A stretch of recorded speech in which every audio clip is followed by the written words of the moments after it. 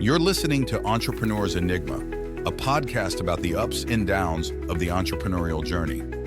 Every week, your host Seth Goldstein interviews entrepreneurs from all walks of life about their entrepreneurial journeys. From store owners to Fortune 500 CEOs, we all have stories to tell. So sit back and join us for the next 20 or so minutes while we explore the entrepreneurial world.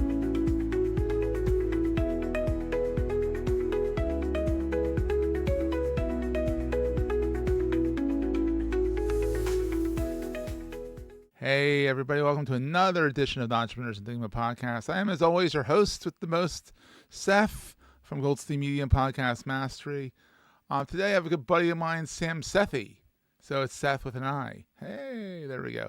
Anyhow, Sam hails from the UK, the rainy but lush gardens of the UK. He is the CEO of TrueFans, a podcasting 3.0 app that enables fans to reward their favorite creators using micropayments. He's also the co-host with James Cridlin over at the Podnews Weekly Review, which is a great listen if you're into podcasting. They get in the weeds, they have some fun, they create some controversy every now and then. It's kind of fun. And Sam is a 30-year veteran of the IT industry. He's held senior technical and marketing director roles across numerous companies like Microsoft, Netscape, Gateway. Remember Gateway, the cow boxes? And MicroStrategy. He's also been an entrepreneur, starting and selling 3 startups in home automation, fashion, and journalism. And you've also, not to be outdone at all, he helped start TechCrunch Europe and has been an angel investor and mentor to numerous startups. Before that, because, why not? He was an army officer in the Parachute Regiment, so he's jumped out of perfectly good planes, and likes to teach Krav Maga, which is the Israeli fighting style. So he stays active in his age. There we go. Not calling you old, saying he's been busy. I'm experienced. 58. I'm 58. You're experienced. Yes. Very well. I have lived life. Exactly. And you're still going, rocking and rolling. So how have you been, Sam? We've been talking for a while. Good. I'm really good. I'm really excited still. It's the London podcast show coming up very shortly.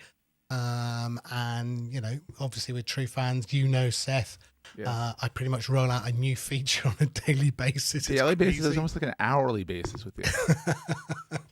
But we love it. And so, I love coming up with crazy new ways of helping podcast creators make money, but also helping fans understand how they can discover or interact with their favorite creators. So lots of good stuff going on. I love it because TrueFans, it's kind of nice to get in the weeds and see what's going on. I'm on your WhatsApp group, which your top secret WhatsApp group, saying when's this going to happen, or this is happening, or that's happening. So that's when I think when I say every hour is something new, because every hour is something new in the WhatsApp group.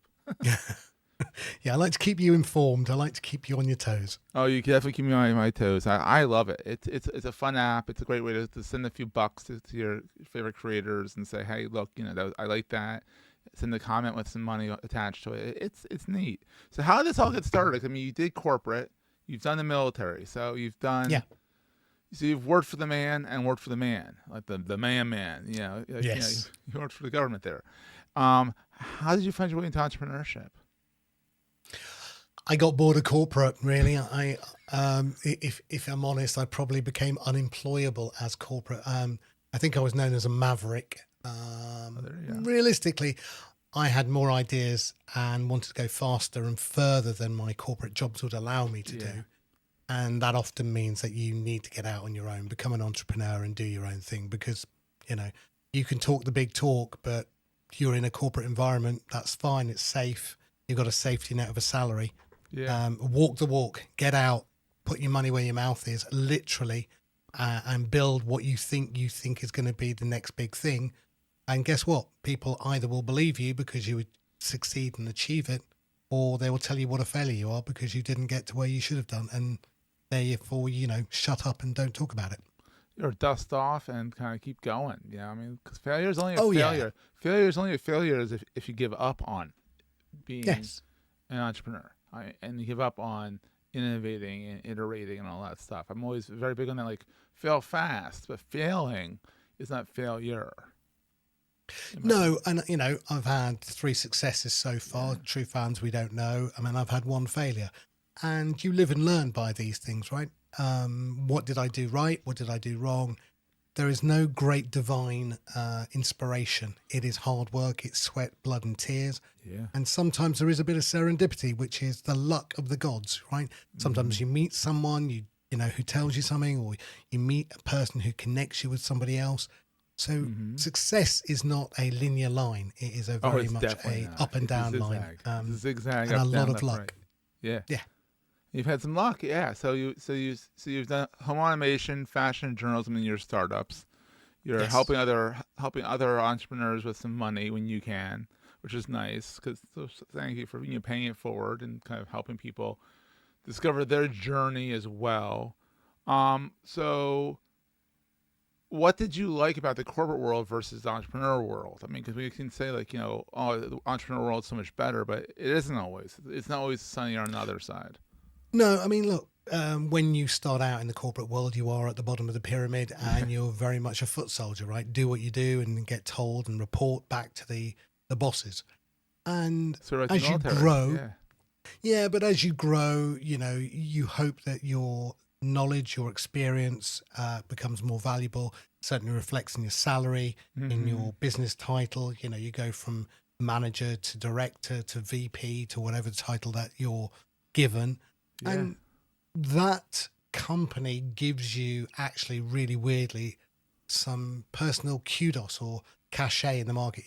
When you rock up and you say, I'm the marketing director of company X, and maybe it's Microsoft, Netscape, Gateway, there is a predetermined element of who you are and how successful you've been, right? Yeah. And so you get eartime with somebody. Whereas when you rock up and say, I'm the CEO of TrueFans, TrueFans hasn't got any reputation in the market, right? Yeah. Outside of maybe people the don't small know it, podcast community. And so you're always fighting the uphill battle of gaining your kudos. So corporate companies give you that ability to open doors when, small startups don't get that opportunity. But equally, I would argue, but I would argue the other way, right? There's a lot of people who have a big title. I'm the VP of music, or I'm the VP of podcasting, right? And you go, wow, that's pretty impressive. And then they lose that title, but they haven't got the ability to be a scrappy entrepreneur. And they need that corporate company title to, I suppose, give them, the credibility, which I think is really weak then. You shouldn't use your title to give you the credibility. You should have the credibility because you have the title. Oh, I like that. That's very cool. Very cool.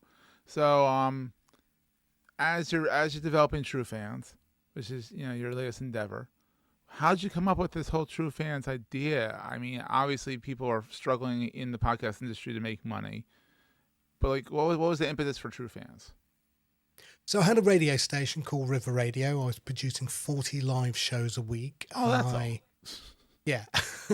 I was partnering with a company in Australia called Whooshka to turn those live shows into podcasts. So I built the radio station as really 40 podcast shows that we happened to broadcast live over radio.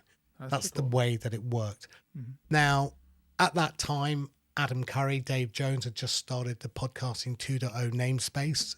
I am a techie. I love technology, and I got interested in what they were doing. Yeah. Equally, at the same time, I, through COVID, ran a podcasting conference, and James Cridland, Cara Swisher, Dan Snow, a whole bunch of other people came on that conference. And I then reached out to James Cridland from Podnews Daily and said, hey, James, do you want to do a longer show called Podnews Weekly, which was a review show of the latest and greatest news from the podcasting world? I love it. Yeah. He said yes. It's Saturday. Listen, you do it on Friday. I listen to it on Saturday when I'm doing all my chores. Nice. Because it's a long show. It's a long show. Well, this one was even longer this week. It was 2 hours 38. We were getting into Joe Rogan country. Nearly. Oh, they'll do it. They'll do it. Yeah. So that's how I started thinking about podcasting itself. And then I decided that actually, again, instead of talking the talk, let's walk the walk this time. I started to build my own platform. And that gives you a different perspective on the way that things work and how they fit together. So that was good. It is really interesting how you can go from a simple idea of just a podcasting app, and then we at TrueFans support all the 30 plus tags now that exist in podcasting 2.0. We are the only app that does that. Yeah, because there's a lot. So you said 30, so there's a lot there. Yeah. And I mean, I know Pocket Cast does 1 or 2, Buzzsprout supports certain ones, you know. The host, yeah, Fountain does about 13. I think Podcast Guru does about 8. Yeah, which is not bad. It's not bad, but but you want to be kind of like the test bed, saying like, if you want to see all the tags, here's where we are, here's what we're gonna do. Have fun. Yeah, and again, I think my first 3 goals in 2024 to try and fix were discovery, interactivity, and monetization. Yeah. So discovery came through things like the person tag, the location tag, improved search, keyword capabilities, all those sorts of things. We did lots and lots around discoverability. And then there were things like pod rolls as well, which is a Rolodex of other shows that I would recommend as a creator. Date yourself there, Rolodex. Yes, yeah, pod roll even as well from blog rolls. But so that was the discovery. Then we got into interactivity, you know, leaving comments, super comments, the ability to feedback to users or creators with some sentiment. And then finally we got into this. James gets confused by the weird numbers when you get the boost.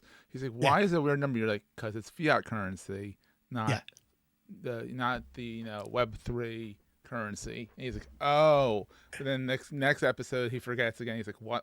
And you're like, "James, I talked to you about this." Yeah, no, James isn't a big proponent of micropayments, I don't think. But micropayments is this it's the way platform. Yeah. Well, there's some exciting news this week, Seth. I think, you know, one of the things I always said when I was at Netscape, when we introduced the browser, was it wasn't Netscape that made it mass market. It was Microsoft by including IE in the operating system and making it one-click access to the internet.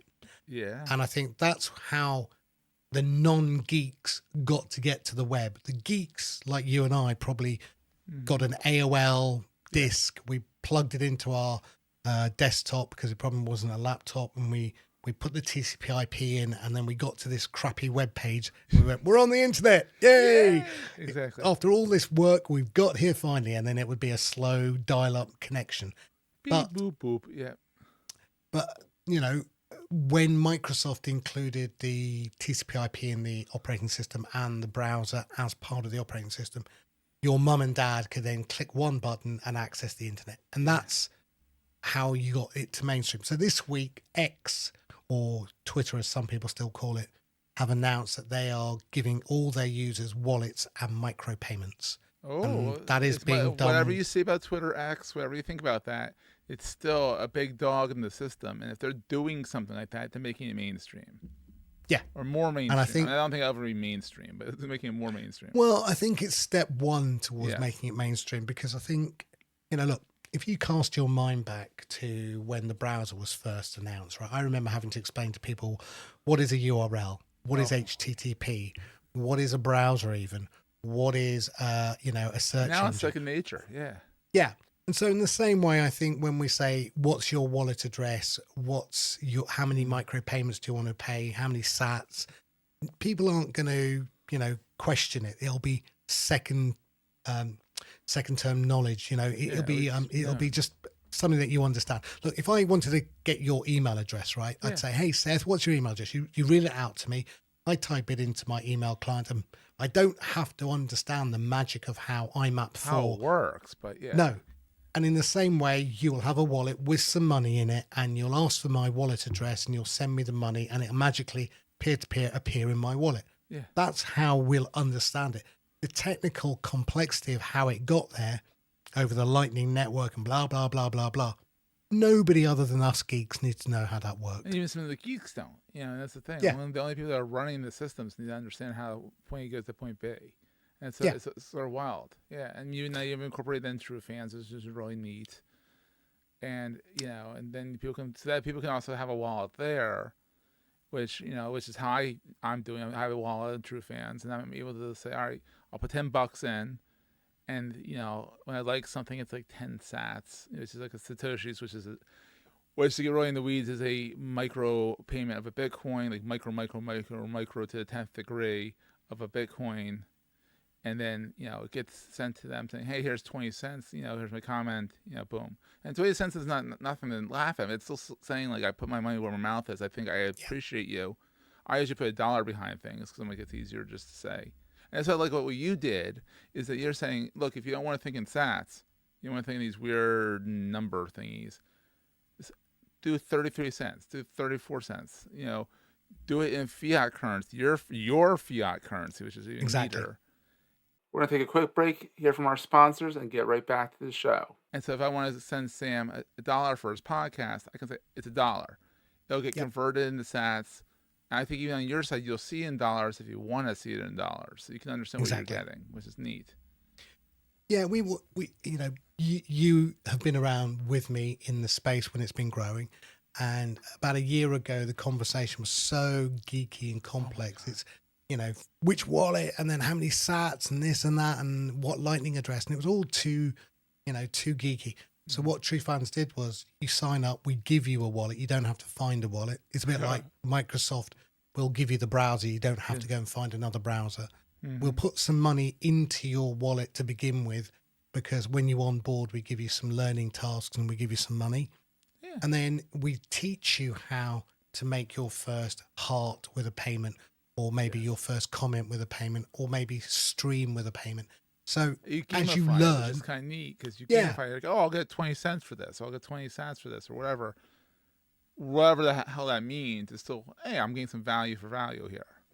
Yeah, and I think we're rewarding your time and attention, which is what I see it as. Yes. Thank you for listening. So we've got a show called Fan Zone, which is a course which teaches you how to use the platform, but we pay you to listen. And why would we do that, right? Because we value your time and attention. If you will listen to our 3-minute podcast about this one feature, we will give you some money for doing that. Yeah, not a whole lot, but it's still saying thank you. We know you took some time out of your busy day to learn about this feature, and we're happy that you did. Here's 20 cents. Now you can now use that in the system. I mean, they're going to withdraw 20 cents. But you're going to use that within the system to then thank someone else, and it gets kind of passed around, which is kind of cool. Yeah, and so what we've done is we've made getting a wallet easy. We've made topping up your wallet with one-click Apple Pay, Google Pay via Stripe. So, you're not going to lose your bank account. You're putting in $5, $10, whatever you feel comfortable with. We convert that in our system to sats into thousands and thousands of micropayments. But you don't like it in that Bitcoin world. You just see it in your local currency. And that, again, means that people hopefully will get through the adoption curve of all this new terminology quicker, because they feel safe. And again, as I said, I think, X or Twitter bringing out a wallet with micropayments, I think will help encourage the market to understand what we're talking about outside of just the little podcast world. Yeah. One of the few things we can thank Elon for. One of the only things we can thank him for. Well, devil's going to be in the detail. I mean, it could be Dogecoin, it could be awful, but we don't know how he's going to do it. I mean, if he does it well, then thank you, Elon. If he does it badly, well, hey, at least the guy in the zeitgeist. At least the guy talked about. So that's at least something there. Exactly. So Sam, you're now in your off time when you have a chance to breathe, you like to do Krav Maga. You like to spend time with family, all that stuff. What is the best thing in your mind about being an entrepreneur in the scheme of things? It is that my time is my own. That is, and my brain is the only limiting factor in what I do. So some might say that's quite limiting. But the nice thing about it is I get up every morning at about 5:30. I can go out for a run. I can take the dog out with me. When my kids were at school, I used to walk them to school, and then come back. So again, my time is my own. I'm not beholden to a corporate time calendar. So that's one of the benefits. The secondary benefit, I think, is that, the ability to come up with what you want to deliver is only limited by what you can think or do. I love it. And again, I like having that. And I'm sure you've seen, Seth, some of the crazy ideas I come out with. Oh God. And yeah, there are downsides. The Yeah, well, downsides are. that's my next question. What's the flip side? Oh, Yeah. well, the downsides are you are 24/7 in your mind because it is your baby that you're working on. Yeah. You are trying to raise money constantly. You have failure just over your shoulder because, guess what? It may not be that you've got a bad idea. It may be you just run out of money. Or you're maybe too you early. have. Or you're Yeah, too early. A lot of these exactly. things are like, wait, didn't someone do that already? And it's like, well, that was way too freaking early. Yeah. And so I think, again, those are some of the downsides to being an entrepreneur. Obviously not having the safety net of a monthly salary. So there are, look, I wouldn't say entrepreneurism is for everybody, right? No. You need to be a certain type of person to actually Slightly nuts. believe in yourself and believe in your idea. Yeah, absolutely. And so what's the most important thing to carry with you all the time? This can be physical, it can be metaphysical, it can be as woo-woo as you want to get. The most important thing to me to carry all the time is to remember I'm doing this for my family. Oh, yeah.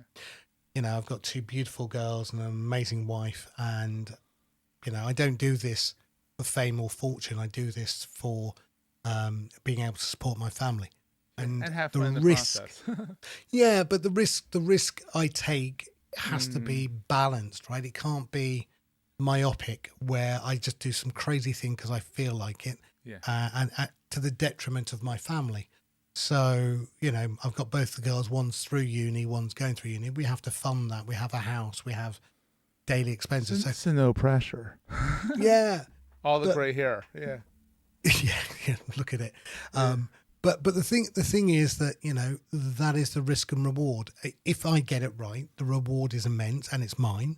Yeah. If I get it wrong, then unfortunately it can affect not just myself, but my family. And so you have to be very cautious and mindful, I think, at all times. The other thing that you have to be mindful of, I think, is not being sucked into a 24/7 cycle of doing it. Because, you have to again, take breaks. Yeah, well, not just for your health, but I think for your family as well. Because, my wife is very good at dragging me out from my laptop and taking me. Sam, take a break. Sam, take a break. Yeah, well, we're walking the Thames path, so from the source to the mouth, and that's 300 kilometers. And so, we do it in weekly, weekend stages one day, and there's 10 friends who do it, and it's great because we stop at pubs on the way, and we have a bit of a laugh, and then we have the dogs, and the kids sometimes join us. They not always, but it gets me away from my laptop. But what it is nice, it's that Steve Jobs thing, actually. Walking and talking and thinking with friends and just having that moment. So again, the shower phenomenon too. When your brain is not always on, you're like, wait, you get an idea, and you have to go write it down real fast. Yeah. And so look, I love entrepreneurism. As I said, this is my 5th company. There's no guarantee of success, but I think with TrueFans, I genuinely think I've got a good one here. I think you do too. Not to jinx it or anything, but I think there's definitely something there. Yeah, I think it's pretty neat. I think if we can get through to the next phase of what I've got in my mind, I think we'll start to see the hockey curve growth that I'm hoping for. Awesome, buddy. So to wrap this up, where can people find you online? Obviously, TrueFans.fm is the place to go check out. I mean, you're all over the web, seriously. Sam Sethi. Yes. At Sam Sethi will probably find me on any social app platform. That's generally my handle.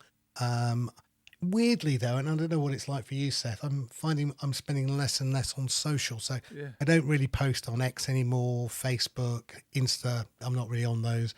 I've got some private WhatsApp groups I prefer to post into because that's, some of those group, are. Yeah, well, I've got a really cool group of friends who are Liverpool Football Club supporters like myself, so we spend time there. I've got the group for TrueFans. I've got family groups. So that's great. I like spending more time in WhatsApp privately more than publicly in social media these days. You're a Mastodon over at the Podcast Index. That's social. They're kibitzing about podcasting and geeky and stuff. So it's always a good time. Yes. And I like geeking out as well. That's a community that I like geeking out with, because you can throw crazy ideas up there where you don't have to explain the idea in advance, because the knowledge curve's sufficiently high for people to then take the idea and understand it and comment and feedback on it, rather than let me try and walk you through the 50 other steps we've had to do to get to this point. Yeah, it's kind of there for the ride too, exactly. Yes, yeah. So Sam, thank you so much for being on. This has No, been so much pleasure. fun. Thank you. And we'll see everyone next week. That was a great show. If you're enjoying Entrepreneur's Enigma, please consider giving us a review in the podcast directory of your choice. Every review helps us reach new listeners. If you like Entrepreneur's Enigma, consider the other shows on the Marketing Podcast Network at marketingpodcast.net.